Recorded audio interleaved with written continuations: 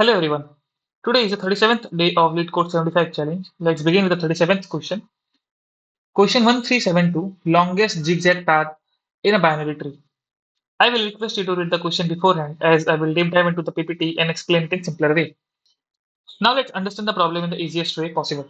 So you are given a root of a binary tree and you can start from any node in the tree and choose an initial direction either left or right. From there, you move in a zigzag pattern, alternating directions with each step. Left, then right, then left, and so on. Fine. So what are they trying to say here is that we're given a binary tree. Suppose this is a binary tree, and you have to choose any initial direction. Either it could be you could start from left or you could start from right. Suppose you're standing here, you can choose any starting node, right? So if you're standing here, then you can either choose going to the left first or going to the right first, right?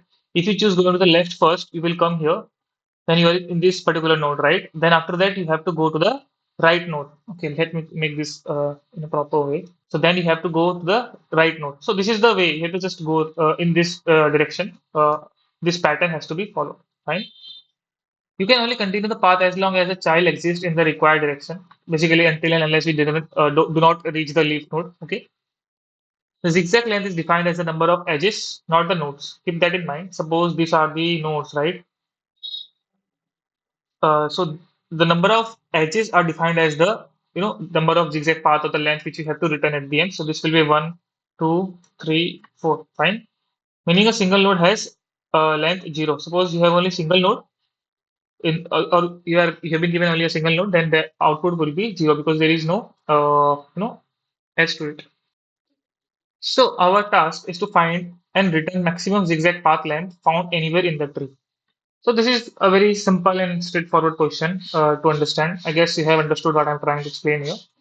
The constraints of the problems are the number of nodes the tree is in the range of 1 to 5 into 10 to the power 4. Fine.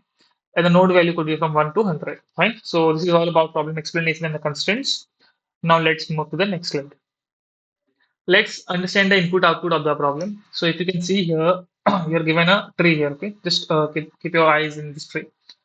So if you can see, you started with the root node. Consider taking as a root node here. When you said that you will go left first, so you went here. Then initially you have to go to the right. Then again you have to go to the left. And again you have to go to the right. So this is the one which you have taken. But just in case, if you have to, so this comes out to be 1, 2, 3, 1, 2, 3, 4, right? Output is 4 for this. Okay. But if we have taken like going to the right first, then your output would have been in this case would have been 1. Fine. Otherwise, if you have started from this particular node, fine, and you thought of going to the right first, then you might have come here 1, then this node 2, then this node 3. So the output for this particular node, starting from this particular node, comes out to be 3. Fine. So this is the thing. So your result for this particular tree is 4 because you started from the root node. You consider the root node as the one. Fine. Now let's see the second one. Here, if you can see, the most optimized answer is starting from the second node to the right. Okay, then you're going to the right, then the left, then right, and you are not you didn't went more below, right? Because you cannot travel in the same direction. Like if you are going right, left, then right, you are not allowed to go to the right. If you go again to the right, if for some reason that could be the reason that you don't have left node to it, then the count till here would be stored, of course, and then you have to restart the count again from this particular node. Fine. So if you have started from the root node, you might have come here, then again you might have to restart from this particular node. Fine. Similarly, if you might have came this part till here, and if you have went much more below, then again the node count will start from this particular node. Fine. So this is all about the problem explanation, and for this particular problem, the output is 3. So I hope you understood the input output explanation. Now let's move to the next slide. To understand what problem is asking, we should build up an intuition to the problem. Fine. So let's do it by understanding the goal first. Okay, so you are given a root of a binary tree. Let me just draw a binary tree here. Our task is to find the longest zigzag path, as we understood, right? Where direction could be alternates at each step. If it is left, then right, or if it is started with right, then left. We are clear with this part, correct? Now, a zigzag path can start at any node and go downward only. So this is also one more thing we have observed, that it has to go downward only. It cannot go to the parent node. And the path ends when we can't continue in the required direction. So this is basically when you suppose if you have taken this particular route left, not this one, you cannot do it here. If you taken right first, left first, then again right. Okay, one edge, two edge, three edge. The one thing when you cannot continue is that again if you get a right, direction part and you don't have a left node here. So here the count till this part is stored and you have to start again from this particular node. Fine. So this is what is written here. And otherwise, if you reach the leaf node, these are the two cases when you have to, the path ends, right, where you cannot continue anymore in that further direction. The length of a zigzag path is counted by the number of edges, so please keep that in mind, not nodes. A single node has a length of 0. So these things are clear to us now, much in a much clear way. So now since you understood the goal, let's look at what is the brute force solution that comes to our mind. Fine. So the brute force solution which comes to our mind is let me just draw a tree to make that understandable. Let me just draw a random tree here. One, take it two, fine. And let's take four. Let's take six here. Then let's take three. Then five. Then seven. Fine. Let us read out the part first. The brute force approach would be to start a zigzag path from every node. Okay, we will start a zigzag path from every node, trying both left and right direction and explore all possible paths recursively for each node. Fine. What does this means is that if you start at, suppose if you start off starting with the root node, which is one. Fine. Okay. So if you start with one, what will happen? If you think of going to the left, you started with one, now you think that you will start with left. So you came here, okay. Then you have the right node, you went here. Then you have the left node, you went here. Fine. Now for this particular node, the answer would be 3 because the edges are 3. Great. Now this is done. Now what happened? You start again with 2. So why 2? Because suppose you took 1 as your first node to go right and left direction and check for it. Now you took 2 as your another direction or the another node, and from there you thought of going to the left. Since left is not present, then you went on going to the right. Fine. So for this, the output comes out to be 2. Similarly, for with 4, if you go, you will get 1. Correct. So this way you get the answer, but the issue is that it sums up to be an n square solution because reason being, first O of n is for coming to each node. Okay, another O of n is for traversing the leftover subtree, right side or the left side for the particular node. Fine. Then again you come to the another node again, and then you do the same thing again. That's why the time complexity for that comes out to be O of n square, because we are redundantly using the visiting the same path multiple times. So here, if you can see, you are visiting 4 multiple times, 6 also multiple times, right? So this is the inefficient way of doing it. So let's think of an efficient approach to do that. Fine. Now let's try to visualize the process. Okay, let me draw a tree first. Okay, so from any node, we can start a zigzag path by going either left or right. So we try both.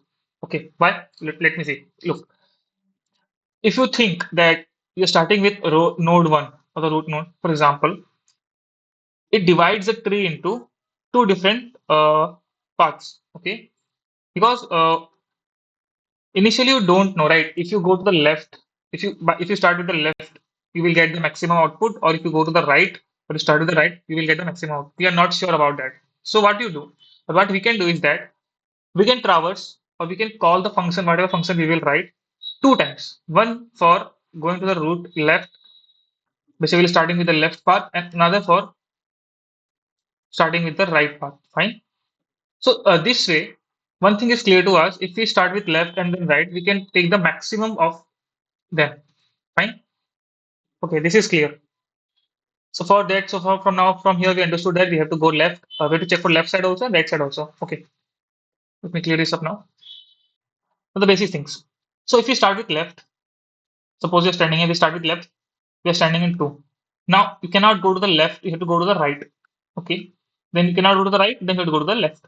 Fine. That's a zigzag pattern. So from here, what we got? We got that the output for this particular scenario will be 1, 2, 3. Correct? Great. Suppose if you didn't had suppose you didn't have this right subtree. Okay, just assume that you didn't have this right subtree. Now what would have happened? You might have went to the left again. Then you might have checked if we have the right, so we came to the right. Now what would have been the answer for this particular path? It would have been 1. Why? Because what our question says that the question pointed out that there could be an end to that particular path. That end is if you cannot go to the same path multiple times. So this is what it happens here. We have to keep that in mind that suppose you don't have this root, fine. So you started with here, you went here, so you took your count to be 1. Great. Then you went here again, you saw, okay, again we are coming to the same part, so the count won't be increasing. Okay, it will become 1 again. Fine. Or basically we reset the count. And when we reset the count, it basically says that from 2, we're checking for the path for the zigzag pattern. Fine. Again, you came here. You saw we got 3. So again, the count sets to reset. Count is basically reset to 1 or 0, whatever it is. It basically again means that okay, from 3 we're taking the any node is basically the 3. We're taking the 3 as the parent or start node, and from for this particular node we will look for the zigzag pattern. So you came here, then you came here. Okay, now for this particular you will get the output as 2 because from 3 you can come to left, then you can go to the right. Got it? So this is the thing which you have to keep in mind. And for the similarly for the right side also, we have to do this. So this the resetting of the count variable which we are doing. This is what helps us to get up from the brute force solution. Because if you remember what we were doing in the brute force solution, we were going to each and every node, and for that node we were checking the left and right zigzag. We were starting from the left subtree and right subtree and checking for the left zigzag path in the left subtree and the right subtree. Fine. So we have to do that particular thing again and again. So to reduce that, we use the reset of count here, right? It does make sense, right? If you come in the 2 part, the second node, if you reset the count to whatever 1 or 0, it automatically states that okay, this is the starting node for us, right? Now we can go to the left and we can go to the right. So and we can follow up the zigzag path. Again, if we go to the similar path again, since we don't have the uh, opposite direction for the particular node, we have to reset the count again, right? So this is the thing which makes it much more efficient. Now, we came to know about this. Let me note it down somewhere. First thing we'll write it down is that 2 calls, fine. There will be 2 calls. If you remember, that is for the separately for the left and the right, fine. Second thing what we understood is that resetting of count, fine. Okay. Now you might have one question to your mind that how we will know that we have to go left or do we have to go to the right? First thing. Second thing, if we are coming to the left and we encounter the left direction, again it is we don't have the right for it and we have to go to the left. How we will figure that out stuff? Before going to the part, let's come to the theory which I have written here. If we start left, the next move must be right. If we start right, the next must be the left. The zigzag means alternate direction. Fine, this is clear. At each step, what we were doing, we were looking at the current direction, path length so far, we will incrementing the count if you remember, and update the max length found. Now, and if the direction repeats, it's no longer a zigzag, so we reset the count from the child with the opposite direction. Now let's we know this resetting one. Now let's understand. For this, we will try to have a flag variable in our function call. Now you could keep it as like flag 0 equals to means you came from the left side, and if flag is 1, it means that you came from the right. So basically, if your function says that if flag equals to 0, it means that you are coming from the left side. Now you have to go to the right call. Fine. So in the function, you will call the right call for the right call. Correct. So this is one thing. Let me show it to you. Suppose you are coming to the left, right? So you put the flag as 0. So this node knows that okay, we are coming from the left. So from here, I have to go to the right. So it will check, okay, if it is 0, so I will make the flag as 1, uh, okay, as 1, and I will go to the right. So now this particular node knows that, okay, it it did a right call, or the right direction was done. So it will go to the left call or the left node and make the flag as 0, right? So for that purpose, we need a variable called flag. So this part is clear, how we will alter the directions. This is pretty easy to simulate, I guess. So let me write it down. We make the tree again. Okay. So third thing is that flag for the direction. This is also done. Now we have the flag variable. So if you came from here and suppose you didn't had this particular node, right? Let me remove this. Not node. So suppose you didn't have the right subtree for this particular node. So what happens? You came here, flag is 1. Sorry, flag is 0. It says that you have to go to the right now since you came from the left. But you don't have right. So what you do? You call the function. You call the function that, please, since you don't have the right, go to the left, fine, and make the flag 0 again, right? Because when you come to this node, it will be knowing that, okay, you started from this particular node and you came from the left direction. So this will be knowing that, and it will try to go to the right. Since again it does not have the right, what it will do, it will again go to the left and set the flag to 0. And now for this particular node, it might seem to him that, okay, you came from the left for this, you started from this particular node, the 3-value node, and you came from the left direction. So you have to go to the right direction. So for this particular node, since you have the right subtree, then you can go to the right subtree here, right? So these are the three things which are necessary to solve this particular problem. So I hope you understood this particular step, the visualization process. Now, how we can simulate this? Fine. So we can use a recursive DFS, very simple, straightforward thing that starts from the root and explores all the paths, right? And for each node, we can try both direction. As we said that I will call the function, I will just write it here. I will call right once, and I will call the left function with the left part once, fine, as starting points. And during the DFS, we can pass what we require. We require the current node, if you remember, or if you can understand this thing. We need the current node, we need the length of the path till here, or basically the count, and we need the flag variable so that we can understand in which from which direction we came to the particular node. Fine. A flag is indicating the last move of the direction, as I explained you. Now, if the current move is the opposite direction of the flag, we extend the count. Okay.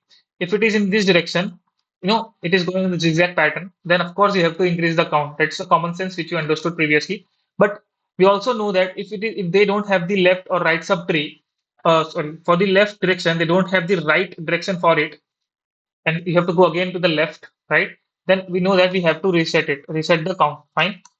And also flag would be the same as the previous one. At every step, we update the global max. Okay, this is the important thing. You cannot just, at the end or traversing is when the traversing is complete, then you can store the value or the answer. You have to do it in every step. For example, let me make it understand here only. Suppose this is a tree. You came from 1 to 2. Count for this particular thing is 1. Till now, everything is correct, right? And you have the right subtree also. So for every step you do, you should store the count, because suppose till here you got it right, and you didn't had the uh, right subtree for node 2, and you in the answer you kept till now the 1 is the maximum you got, correct? Then what will happen? We don't have the right subtree. The count will reset to 0 or 1 whatsoever. Fine. And the flag will also be remaining 0, because it will again say to this particular node that I came from the left direction. So the count becomes 1 for this particular traversal. Okay. Now since it has the right subtree, so count it comes here. The count becomes 2 for that. Now this becomes the maximum. So answer becomes from 1 to 2. I'm correct. I'm understandable for that particular point, right? So if you can see that for this particular path only, you got two answers. One was 1, another was 2, and for both of them 2 was the maximum, right?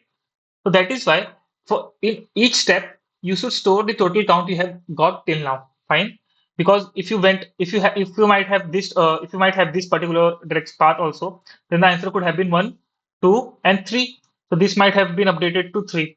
Correct? So that is why in every step to the next node, you should store the global max count. Fine.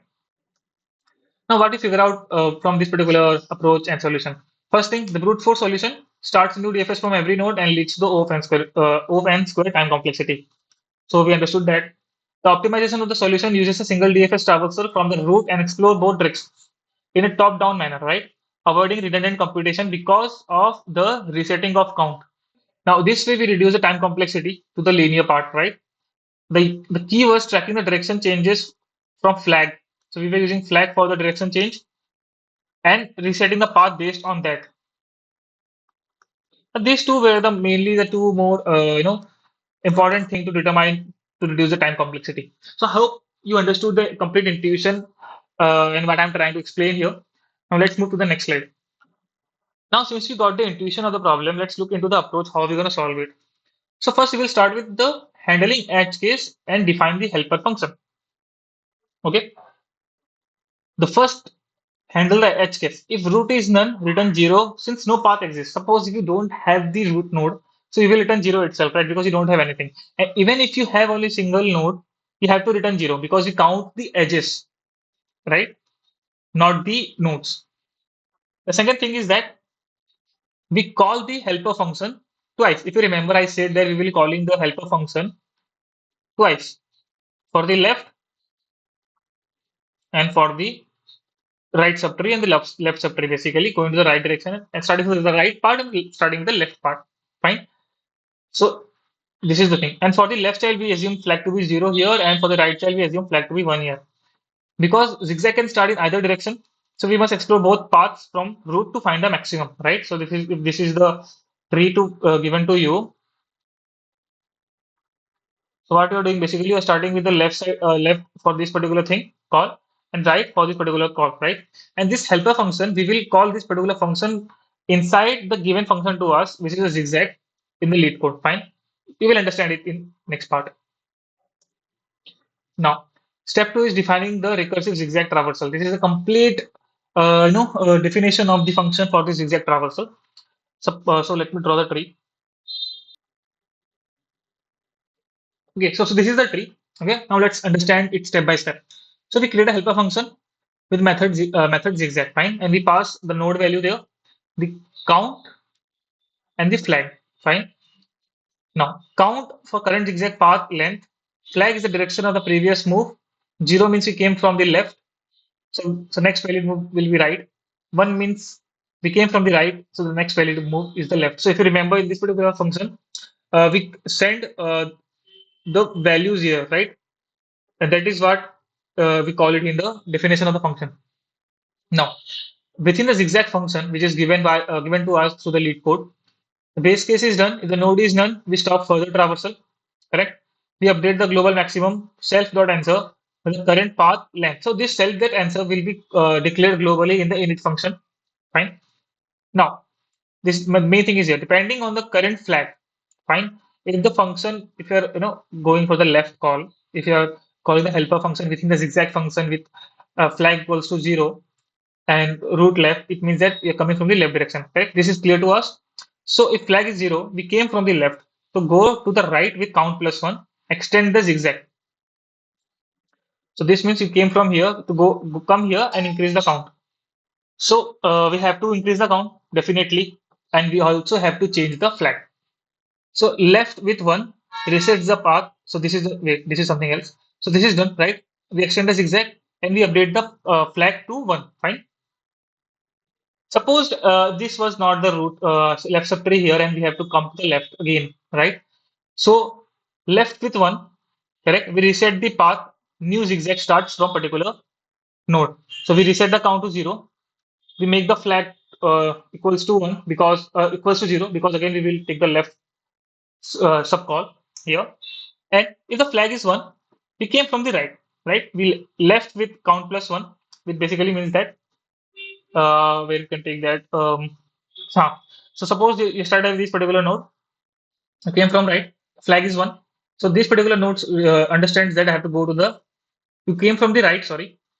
So this particular node understands that I have to go to the left now. So function is called for the left subtree and count also increases by 1. Fine.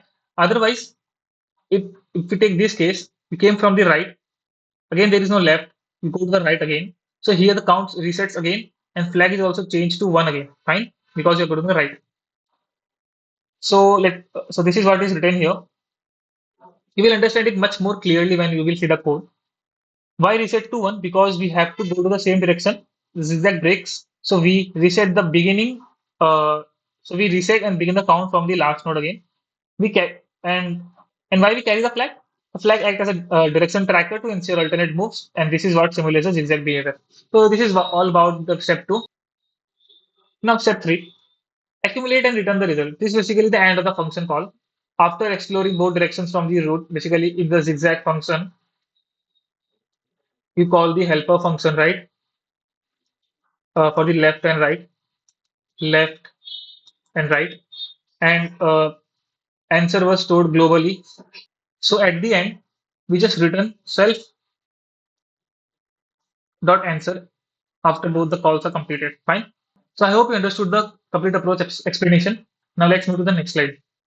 The code is the exact copy of the approach discussed. Let's understand it line by line. So this is the global answer which we will be returning is declared here, which I was talking about. Let it be global. Fine. Secondly, this is a zigzag function which we will be declaring, right? And this is the function longest zigzag given to us by the Leetcode. Fine. So first let's come here and see if not root. If there is no root itself, just return, right? Return 0. Otherwise, you call for the left and you call for the right, and the count starts with 0. Fine. This is the counts in the middle. Now we come here. If root is not there, and this base case is basically for the leaf node actually. Suppose this is a leaf node. So you check for left and right. If it is nothing there, just you have to return, right? So this is for that particular case. Now, if you can see, for every step down or every step or every request you do for the below card or the for every iteration towards the downward direction, you store the max count, right? So if flag is 0, which means that you're coming from the left subtree, which you passed here for this. So what you do, if its right exists, right, you increase the count by 1 and you make the flag as 1. So of course, to understand that it came from left, now you're going to the right. So this node will understand that you came from right, correct? If the right is not present, you came from left and right is not present, then what you do, you go to the root left again, you reset the count to 1 and you make the flag 0 because this node will be knowing that you came from left again. Fine. Similarly for the right part, and after all this is done for the left and right, you retain the answer at the end. Now the time complexity for this particular code comes out to be O of n because we are only doing one iteration, or you could say one pass, correct? And space complexity is O of 1 because we are not using any extra data structure to store the answer. Only we are using an answer variable which takes a constant space. So this is the time complexity and space complexity for this particular code. I hope you understood the code explanation. Now let's move to the next slide. Now since we have the understanding of the code, let's look at the dry run of the example. Let me draw down the tree first. So I have drawn the tree. Now let's look at the dry run. So you could look at the code on the right side. So first we check the root if root is null. So we can see the tree is already exists there, right? So we will skip this part. Now we will call first for the having the coming from the left direction. Fine. So what happens here? Answer is declared globally, right? So I will keep the answer here and let's do it. So you are standing in this particular node now. It is not null. Answer for this particular will be 0 now. Correct? If flag is 0, so if you can see that for this particular node, flag is 0, right? So which means this it is saying to this particular node that you're coming from the left direction, correct? But since it doesn't have the left subtree to it, what will happen? It will go to the right, correct? So flag is 0, which means it's coming from the left. So of course it will be going to the right according to this particular case. So in the next zigzag call, we will have the root right here with count equals to 1 and flag equals to let me write flag here. flag equals to 1. Now you're standing in this particular node and the flag is 1, right? So it checks if flag is 0, no, which means flag is 1, right? So what happens? You go to the root left, you come here, you increase the count becomes 2, nice. Then you change the flag value to 0 again. Okay, fine. Now you go back. Now you go back here again. You call for the right now, right? Because you call for the left. Now standing in this particular part now, you could see that there is no root for this particular node, right? Also, there is no right subtree for this particular node, right? So you just go back until now, and in every iteration you were storing the answer here. So answer till now was 2, right? So you go back and come in this particular node again, and count becomes 1. Now, if you can see here, the flag for this particular might would have been coming from the right, correct? Flag will be 0, right? So it says that my flag is 1. So it will come here. It will check that left was already done. Left iteration was already done. So it will go to the root right again. Will come to this particular node and count will be reset to 1. Fine. Now we'll come back to this particular code. We will say it is root is not null. You will store the answer max. Count is 1 and answer is 2. So 2 is max till now. And flag value for this particular is 1. So which means that it came from the right. So it has to go to the left. Right? Now we say the flag is 1. Correct. Which means it came to the right. So it has to go to the left. Correct? So what it does, it goes to the left. This function call in else case, count is increased to 2, great, and you are standing in this particular thing now, and flag becomes 0. So again you go back, you see the flag is 0. So you go to the right call, you increase the count. In every step, this will also increase along with it. It will increase in next step, sorry, not now. 3, and the flag becomes 1 again, which means you came from the right direction. Now you went back again. Now in the answer part, you will see count value is 3 and self answer value is 2, right? So answer becomes 3, okay, and flag value was 1. If you came to the else case, you checked that, okay, for this, we don't have the root left. So what happens? The count becomes 1 again because you will call this particular function, the second one, and you will go to the root right node and it will come in this particular thing, right? And after that, we'll come back again for this particular thing. Root is not null and count dot self answer right now is 3 and count is 1. So answer is maximum. Fine. And you can see that flag value is 1. We'll come to this particular function. You will try to go to the right. You could see that it is returning null. Then you will try to go to the left, sorry, then right. Again, it returns null. So you just go back, back, back. Then you come back to here, correct? Until here, count value was 1, if you remember. In this case, here, this one. Then you try going to the right again. It resets the count to 1 again, and again you go back, back, and back. And at the end, you return the answer, which is 3. Fine. I hope you understood the dry run. If you have any doubts or confusion about the solution we arrived at and how we arrived at it, I would suggest going back and understanding the intuition, the approach, and the code. After that, do a dry run by yourself on 2, 3 examples, and I'm pretty sure you will understand both the solution and the thought process behind it. Now let's move to the next slide. Now, since we are familiar with the problem and solution, let's move to the lead code and code the solution. Okay, let's start by declaring the global variable inside a constructor. Self.answer. Okay. Now let's also declare the ZigZag helper function. It will have root, count variable, and the flag variable. And if not root, we will return. This is basically for if you don't have the left, left node or the right node, then you do this particular thing. Then in self.answer, in every step, we store the updated max value. Count, comma, answer dot, sorry, answer. Now, if flag is 0, which means you're coming from the left direction, that means you have to go to the right now if it exists. Root dot rigst, right? Count plus 1 and you make the flag value to 1 because we'll go to the right now, right? That's why it has to know the coming up nodes should be knowing that it came from the right direction. If you don't have the right node for that, what you do, go to the root left again, set the count to 1, and you make the flag 0, making it feel that you are coming from the left again for the upcoming node. Similarly, flag value is 1. Zigzag is called for the root left part, increase the count 0, self.zigzag. If left node does not exist, you go to the right again, make the count 1 and make the flag to 1 because telling them that you're coming from the right direction from above. Fine. This is done.